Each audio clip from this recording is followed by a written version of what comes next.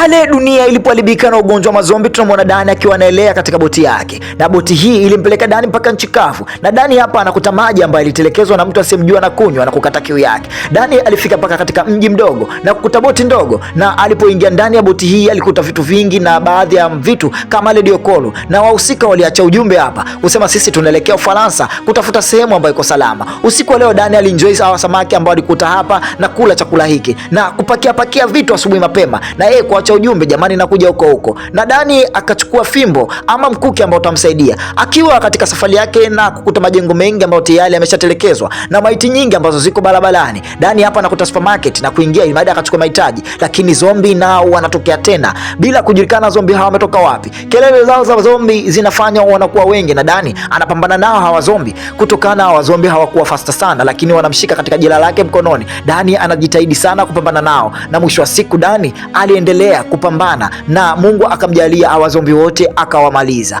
Dani kipindi ametoka hapa nje akafunga jela lake vizuri, lakini kwa mbali kuna bidada anamwangalia, lakini Dani alimpotezea na kuendelea na safari yake. Huyu dada anaitwa Isabella. Dani hakujali sana. Dani akakuta mji kidogo ambao watu wamekaa wanaishi. Alikuwa ni baba mmoja, lakini bahati nzuri yuko na Maribeli na yuko na Guimele ambao ni mtu na babu yake, na wote hawa bahati nzuri walikuwa wanaongea Kiingereza. Dani aliwaambia shida yangu mimi ni chakula tu. Dani akaanza kuzozoa maepo na kufakamia. Wenyeji walimshangaa, lakini punde tu wanaingia watu hapa ambao walitaka kuteka hii familia na kumweka chini ya ulinzi Dani na kutaka kumchukua bibi yao kambake. Lakini Dani akaona hizi zalau, akaanza kuwajibika kama mwanaume na kupambania riziki zao na nguvu yake, ili mradi wasije wakafa. Na familia hii bahati nzuri nao walimsaidia, wakapambana kwa pamoja, na mzee akasema huyu wa mwisho ni sadaka yangu, na yeye mzee akatisha sana. Lakini kutokana na uchovu wa mapambano, Dani anajikuta naye anapoteza fahamu, na Isabella taratibu anasogelea mpora, lakini Dani kuna kumbukumbu anaziona, anakuja kupata akili.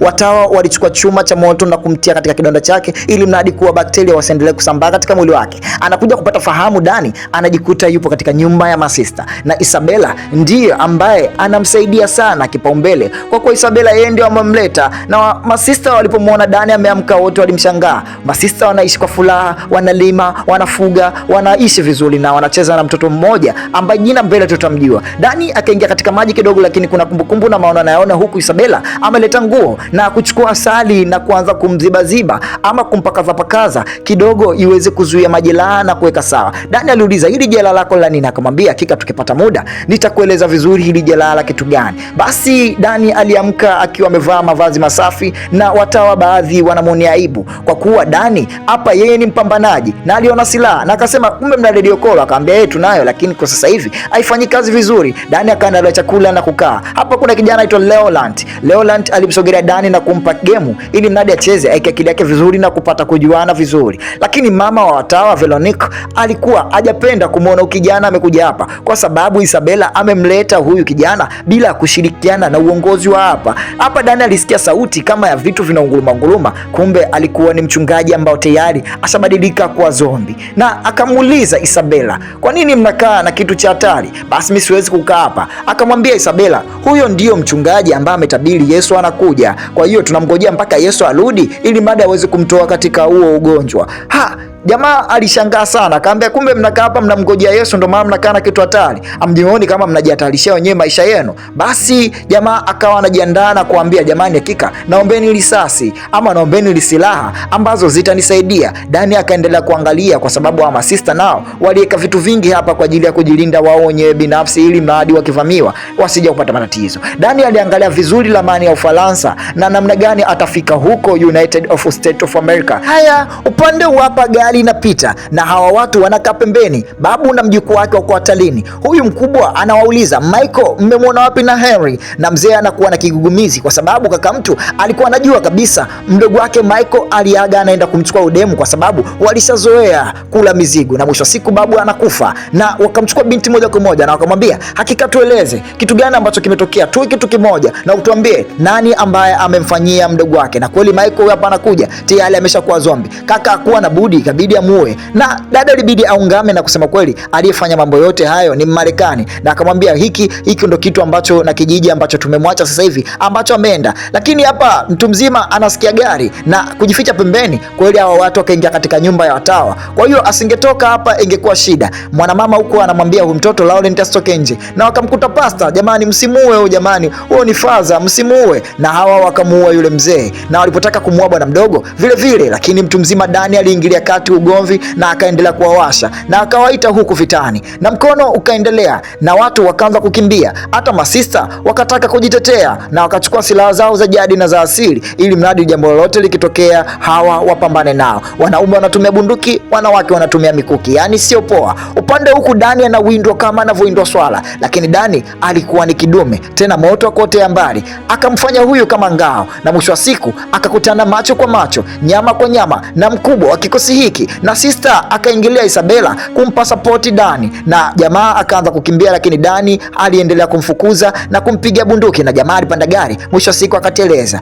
na wakajikuta hapa masista wengi wamekufa, masista wengi wamepoteza maisha, na hata wavamizi nao walipoteza maisha. Dani anawapa pole na kusema yote ni mipango ya Mungu. Usiku wakiwa wanaota moto, Sylvia pamoja na Isabela wakitumbuiza, na huku upande North Faransa wakiwa wanaongea. Janet anamuuliza dokta, vipi, una idadi ya watu wangapi ambao tayari ushawafanyia majaribio? Kwa hiyo inabidi tuangalie kama dawa zetu zinaweza kufanya kazi ama zisifanye kazi. Kwa hiyo akajibiwa kama kuna watu wachache sana ambao wamepatikana. Hizi kumbukumbu za Isabela akiwa na party, akiwa anaburudika, kumbe mwanadada huyu alikuwa ni dada wa mjini. Hapa alishaiba sawe na kutoka ndani ya disco hili hapa na kumeza dawa zake kidogo ili madi kukatakata usingizi, na kipindi anatoka lakini anaona taharuki, na Mungu alimjalia alifika mpaka katika station ya train, na anakuta ndani ya train mambo ni msobe na mazombi tayari wamebadilika, na yeye anashangaa hiki ni nini? Gari za polisi zinakimbizana kulia kushoto, na hapa kuna zombi atakomfuata, lakini Queen anakuja hapa na kumtenda na gari haraka sana na kuondoka, ndo ikawa salama yake. Queen anamwambia hakika kuna jambo zito limetokea. Dada akamwambia kwanza nipeleke nyumbani kwangu na kuchukua cash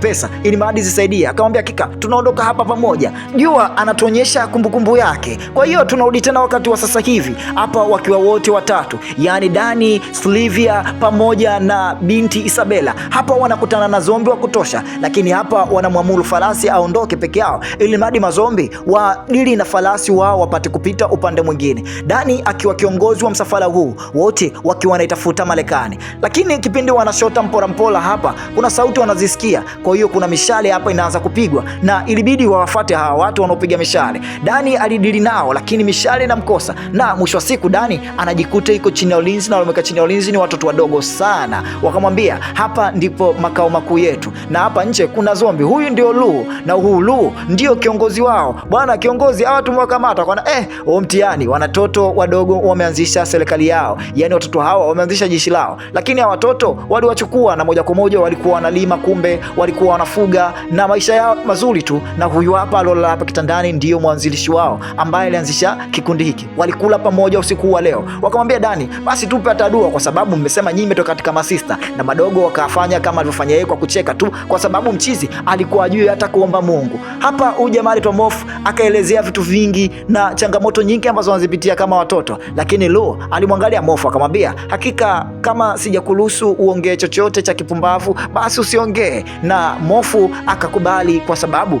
huyu Lu ndio kiongozi wao na mkubwa wao. Wakaangaliana taratibu na mwisho siku na mambo mengine yakaendelea, lakini kijana alielezea mambo mengi ambayo hata bwana mkubwa yalimvutia, na usiku wakaendelea kuangalia TV ili madi kuweka akili zao sawa. Lakini Dani anapata mtihani wa kulala chumba kimoja na Isabela, na huku wakiwa wanazungumza na Isabela anatupeleka moja kwa moja katika mawazo yake. Siku ile walivyokimbia yeye na dada yake Lili pamoja na bwana yake Queen. Lili tumbo lilikuwa linamuuma, na Isabela alimfuata Queen na kumwambia ndugu yangu tumbo lake linamuuma, nina mimba, tunafanyaje? Lakini maneno ya Queen yalikuwa ya kumtatanisha mpaka Isabela akamwibia funguo, na jamaa alipotoka kuongea na simu basi kina Isabela na Queen waliondoka na gari hili, na moja kwa moja wakiwa wanakimbia njiani wakakuta ambulance, kwa sababu tumbo ndugu yake lilikuwa linamuuma sana. Ikawataka wasimame, lakini watu wote wanatoka katika ambulance walikuwa tayari washabadilika kwa mazombi. Isabela akawasha gari moja kwa moja katika nyumba ya watawa. Watawa hawa wakawahudumia vizuri na kuangalia kama wote wako safi na salama, lakini dada tumbo lilikuwa linamuuma sana. Tunarudi katika wakati huu hapa wa sasa hivi, huku kuna mabishano kidogo mdogo, Lu kiongozi wa watoto, na huyu kijana ambaye amekuja hapa nani muoga hapa, amekutwa mbwa anakula mzoga. Bwana mdogo akajitia ujasiri na kujifanya mtu mwenye huruma, lakini hapa anaambiwa hakika kaa nao mbali. Isabela pamoja na Sylvia wanamwambia unaweza kupata madhara. Upande hapa mtu mzima na dogo Lu wakiwa wanazungumza namna gani wanaweza kutatua, namna gani wanaweza kupambana ili mradi waingie katika kasiri, lakini njia imejaa mazombi wengi na ikabidi watake kuangalia ile daraja wanalivutaje ili mradi waweze kuvuka pale waelekee upande wa pili. Kwa hiyo jamaa akaanza kutengeneza mpango ili mradi daraja lipate kunyoka na wao waweze kuvuka, lakini akaendelea kutangalia vifaa ambavyo vitaweza kuwasaidia wao kutoka upande mmoja. Hapa nakutana kijana mmoja anaitwa Helson, anamwambia kaka, tulia kaka, usipige bunduki, mimi ni mtu salama, lakini upande wa pili kuna mtu ambaye anapiga bunduki kwa wingi. Jamaa akajitosa na jamaa akaanza kumfuatilia, huyu ni nani ambaye anatushuti, lakini macho kwa macho anakutana na Lu, akaachana naye Lu na wanaendelea kukagua, na mwisho siku akamkuta mzee mmoja ambaye alisema yeye ni Marekani anaitwa RJ. RJ akazidi kujitambulisha, lakini jamaa kama muamini akaambia na mzee ni muuaji na tumuue tu, hana cha kukwambia, hii ni mzee ni mbinafsi sana, atatupa matatizo. Basi wakakusanya mitungi ya gesi kibao na wakaanza kuvuka nayo taratibu ili mradi watose hapa darajani ili mradi wao waweze kupata ile kasiri, kwa kuwa kasiri hili salama. Lakini hapa gari inaharibika na mzee akatamani kujitetea. Katika kujitetea kwao ili mradi mzee asinaniu, wakadondoka katika mazombi. Mzee akawa ananing'inia kwa sababu yeye alifungwa na bajaji ile ama mkokoteni ambao wanavuta, lakini mzee hapa aling'atwa na mazombi, huku mtu mzima anaendelea kujitetea. Lakini bwana mdogo Lu akawasha moto na mazombi wengi wakadondoka, na hapo mchizi akawa anapambana vikali ili mradi kujinusuru. Madogo wakaja wakamtupia kamba na wakamwambia farasi vuta, mtu mzima Dani apande juu, na Dani taratibu kinyambolelo anamwangalia, unapanda juu mzee, aina noma, tutakutana. Na Dani akamwambia fresh, achana naye, na wakarudi shuleni na kumkuta yule mzee mwanzilishi wa taifa lao ama aliwakusanya tayari amefariki na kukuta wamechelewa kumsaidia. Basi hapa wakiwa na majonzi na wakiwa wanaulizana namna gani wa kufanya, na hawa watu wazima wanaandaa safari na kuwaaga hawa watu, na kijana wao wakamchukua na radio call akawaachia ili mradi kila mtu apate kukaa safi na salama. Lakini kuna kumbukizi hapa zinaangaliwa na dada anaturudisha tena nyuma huyo Lili, jinsi alivyopambana naye mpaka kwenda kujifungua ama kupata mtoto na kumwambia Isabela, mtoto huyu ni dhamana yako, mtoto huyu ni wa kwako, inabidi umlee. Mtoto mwenyewe si mwingine ni yule Fluent ambaye muda wote dada Isabela anatembea naye. Kwa hiyo hiko ndio kisa cha huyu bwana mdogo, ndio maana Isabela anampenda sana huyu bwana mdogo. Sasa hivyo mziki ukatengenezwa na mziki ukaanza kulia na stage ikapambwa na mazombi wakaanza kucheza. Bwana, hii sauti ikatoka nje na kuwavutia wengi. Sylvia akatamani kulenga, lakini kupiga risasi alikuwa ajui, na mtu mzima Dani akaja akasambaratisha kila kitu na kupanda katika ile yao ya farasi na kuanza kuondoka. Mazombi wakaanza kuja kwa wingi, lakini walikuwa tayari washavuka na zikawa sio shida zao. Wakiwa wamefika katika mji huu hapa ambao kidogo walitamani kufika,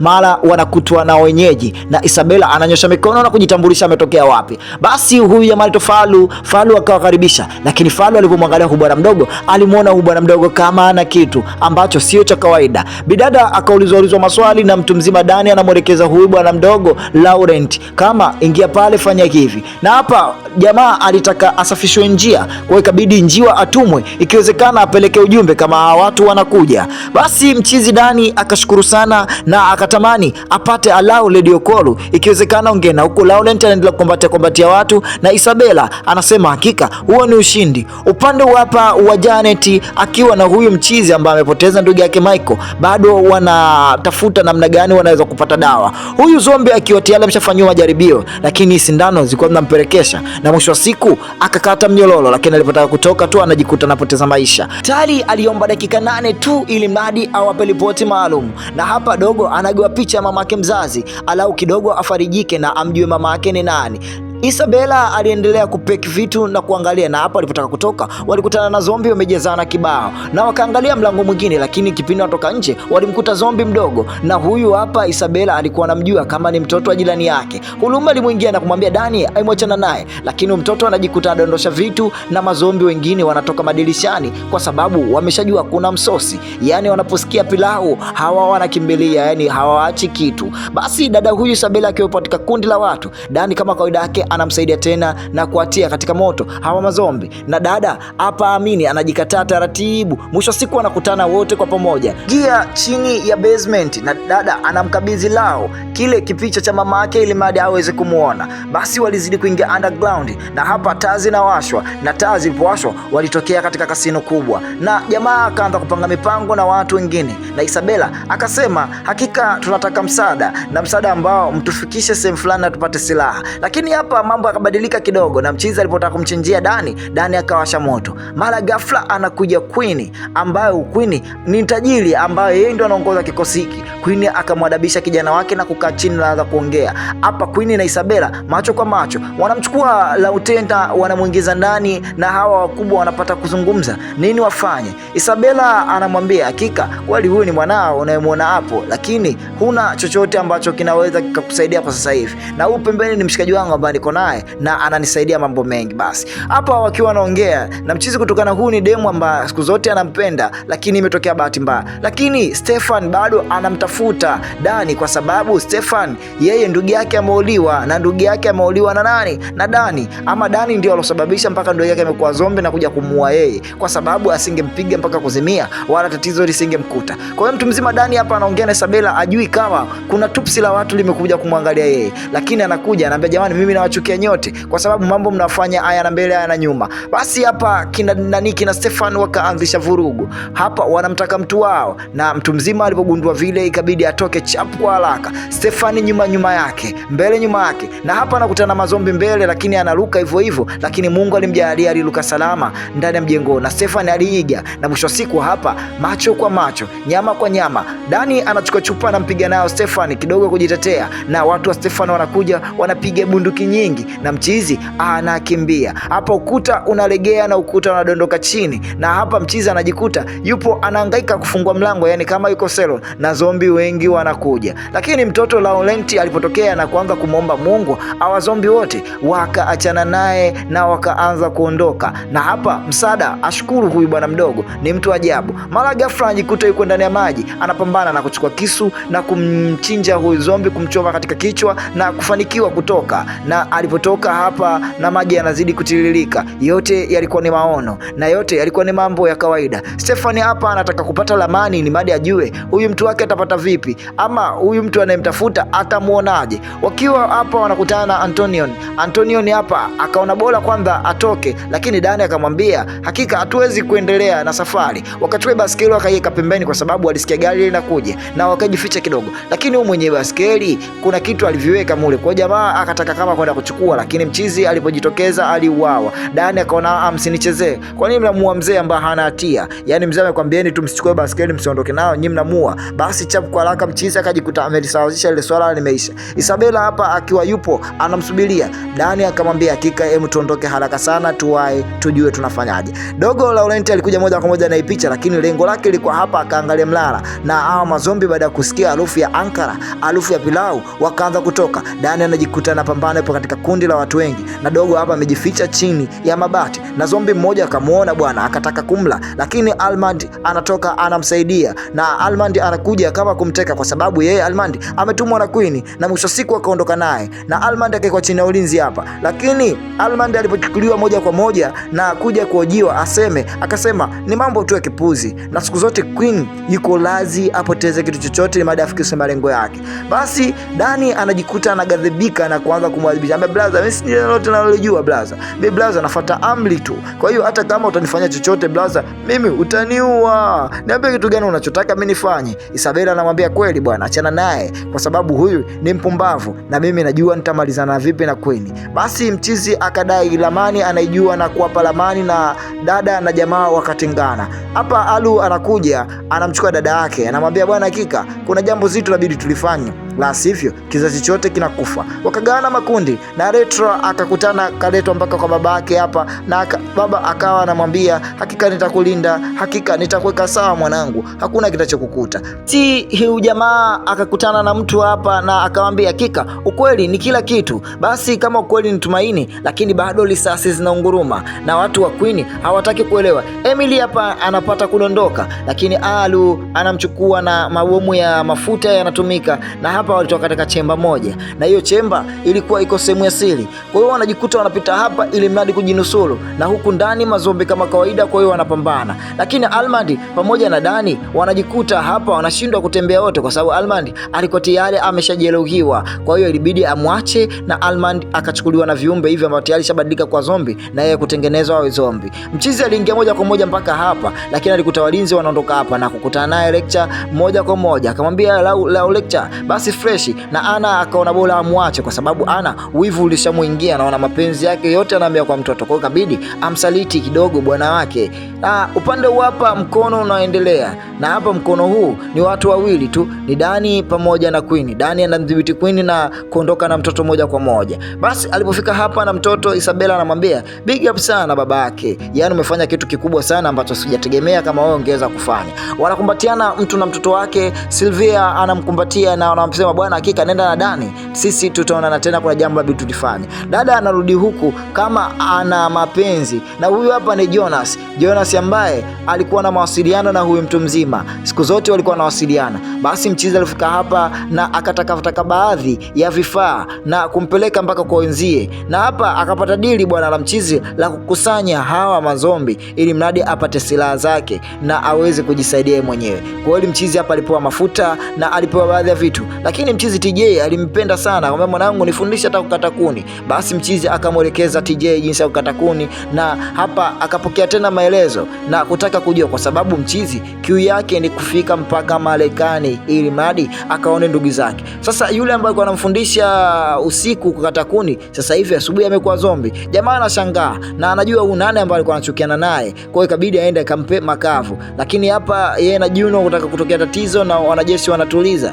na shida inaisha, lakini Dani amemweka kipolo. Upande huu hapa mambo yanaendelea, na mchizi Queen amemwandalia kila kitu Isabella, namwambia hakika nitakupa hii dunia ambayo sasa hivi inaitawala, dunia ambayo ina shari na ndani yake, na shari hizo ni watu kwa watu, nyama kwa nyama, ambao binadamu wenzio anakula. Basi kuna kitu hapa anakitafuta, bidada akakamata kile kitu na kukiweka vizuri, na usiku ulipofika hapa katika masuala ya usiku, basi kidogo wakachachua na kidogo wakakumbuka enzi, yani kama bidada anajifanya bado yuko kimapenzi, lakini demu wake Ana amekasirika na kuvunja chupa ile na kumwambia bwana nakutakia usiku mwema. Upande huku mchizi anaendelea kumfundisha dogo jinsi ya kupambana, na hapa wanasikia sauti kama zombi, lakini jamaa hakulemba. Alipoamka tu na akamtoboa kichwa moja kwa moja ili mradi asilete watu, ili mradi asijaze mazombi. Lakini mchizi amekuwa tayari ameshajeruhiwa, na mwambia chukua isaa na hakika pelekea familia yangu kama utaikuta, kwa sababu mimi siwezi kuini.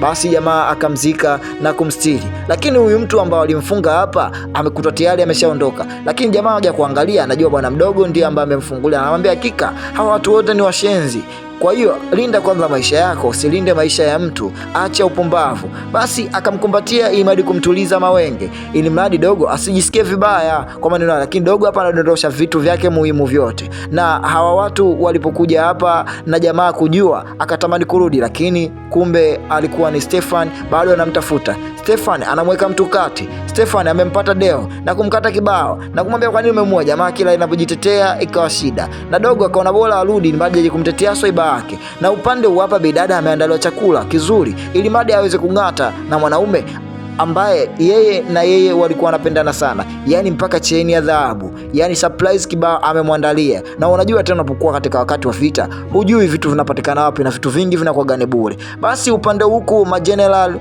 wakiwa wanaingiza kitu, na jambo hili Janet ndio ambala analiongoza, yani mazombi wote walikuwa hawakai salama, mazombi wote walikuwa wanapita kukamatwa.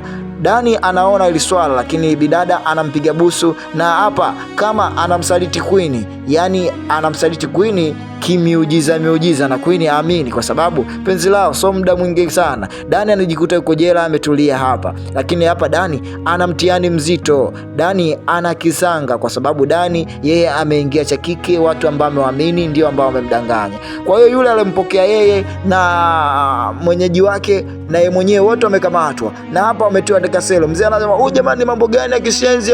Tunaishi kama wanyama, dunia imechafuka, lakini bado mnaendelea kuchafua. Mtu mzima hapa akajifanya kama anaumwa na mwisho wa siku alipomtoa nje akawatembezea kichapo na kufanya mauaji hapa chapo kwa haraka, na ili mradi kusurvive akafungulia mazombi yote ambao wamefungwa na kwenda kumfungulia mwanae gerezani apate kutoka, ili mradi waweze kuondoka wote wakiwa wako pamoja. Basi jamaa anamwambia bwana, peleka chini, hawa mazombi wanazidi kupunguzana, na mwisho wa siku wakajitosa eneo la maji ili mradi mambo mengine endelee. Upande huu hapa mchizi anaingizwa katika keji, Janet pamoja na mtoto ambaye anampambania, lakini hapa kuna hawa mazombi ambao wanafanyiwa uchunguzi. Je, wanakuaje? Je, wanakuwa na mzuka baba, zombi anavamia na zombi hana wasiala. Mchizi Dani inabidi awe makini sana, la sivyo Dani na yeye picha ndo inakuwa imeisha, kwa sababu Sterling anakuwa tayari ameshauawa. Dani akajitahidi sana na mwisho wa siku akaona nyinyi haki yenu ipo. Enda akachukua bendera na ile bendera ilikuwa imechongoka.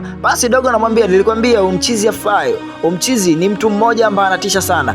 Janet aamini kwa macho yake, lakini hapa Janet anachukua cheni anawafunga watu wawili, yani ambao ni Queen pamoja na mchizi, wapambane na mazombi ambao wamedata, wamechanganyikiwa mpaka wamedata tena. Basi mkono ukiwa unaendelea na watu wanazidi kupanda panda, pesa madi zipatikane, lakini ajabu mazombi wakaanza kula na wao wenyewe kwa wenyewe kwanza, ili madi kupandishana mizuka, na Dani na mwenzio wakaendelea kujitetea kupambana nao mmoja mmoja, lakini hao mazombi walikuwa wengi sana, na Dani alitetewa tena na kumtetea tena na kupambana naye tena kama ndugu. Sasa hivi ingalikuwa walikuwa na kisasi cha kumgombania mke na kugombania mtoto. Dani anamsaidia mtu mzima hapa asipate madhara, na hapa wanakutana mnyonga huyu zombi mpaka kupelekea kufa, na mchizi anasema hebu ngoja kwa wape salamu, na alivyowasalimia watu wakaanza kutawanyika, kwa sababu pale alipopiga zombi zikaanza kutoka zenyewe, na mwisho siku dogo anakamatwa tena hapa na kupelekwa upande wa pili, lakini dada anajikuta ameiba funguo na anakuifungua taratibu ili mradi kuwapitia